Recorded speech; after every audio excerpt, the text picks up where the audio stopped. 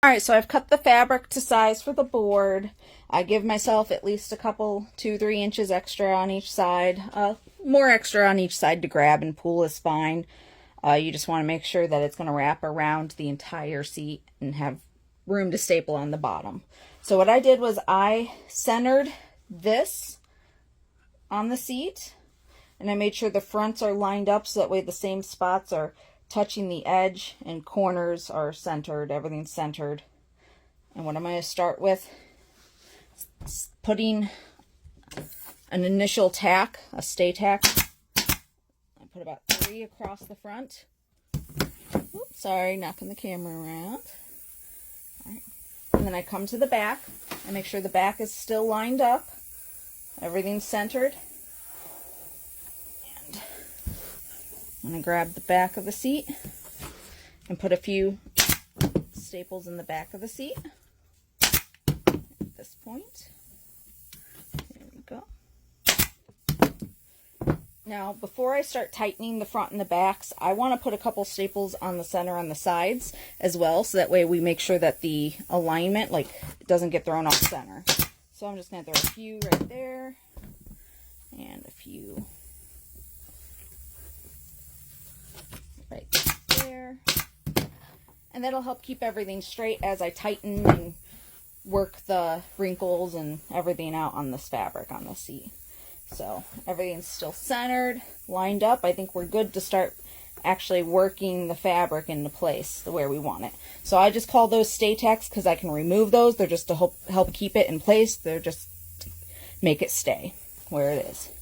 So first thing I want to do is come to the back of the seat, and I want to take my hand and roll it up the seat and at a diagonal line to work that slack of the fabric out, work that pressure out, work that slack out. So I don't know if you can see that in the video right there, that slack that gathered.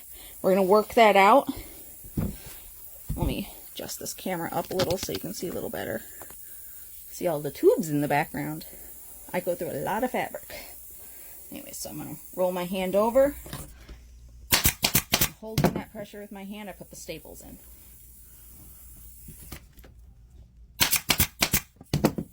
And I'm going to do that as far to the edge as I can, leaving only 2 or 3 inches on the edge to later work out the fabric and set my corners. So I'm going to do the same thing over here, coming at this diagonal. So I'm going to come this way and roll it over the edge and work the slack out and staple it in place. And it's important not to staple too close to the edge of the wood, because when you staple too close to the edge of the wood, you'll end up seeing these like dips in the foam where the pressure is not consistent. If just the further away from the edge you staple, the less likely you are to get like the dips in the padding and in the fabric. All right, so we're going to do the exact same thing on the front of the seat, double checking every time we flip the seat over to make sure the pattern's still lined up. We don't want to throw the pattern off when we work the slack out. So I like to start in the middle, roll my slack up, over, and out.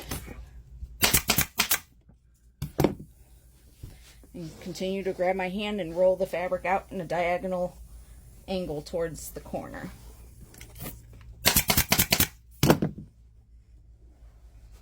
If you see right there, you can see how much slack I rolled out and worked out. Getting the seat tight like this is going to help with the long-term wear and tear on the chair. When the fabric is loose, the fabric's going to have more wrinkles, and the wrinkles have more give for wear and tear. Like they cause more wear and tear. Like you're going to have more holes and more fade lines when you have the wrinkles. So get that fabric nice and tight when you work it out like that. Work that slack out when you staple it on. It's going to give you a better long-term product. Nobody wants their seats to look wrinkly. I mean, unless that's your style. If you like sloppy seats, like, that's fine. There's nothing wrong with what you like and what you like. I personally like sloppy throw pillows, and everyone in my family that's an upholsterer thinks I'm crazy for it, but I like the way they look. in my living room. I would never give it to a customer because that's not the industry standard, but it's my preference. So I guess if you like wrinkles, you like wrinkles.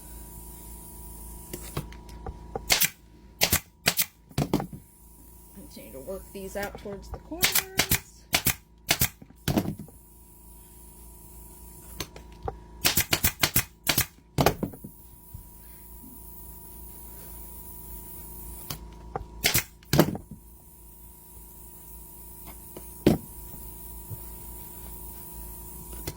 Another reason why we work this out at an angle is because the board is not a perfect square, so the tensions are gonna give you wrinkles, like the fabric itself, the grain.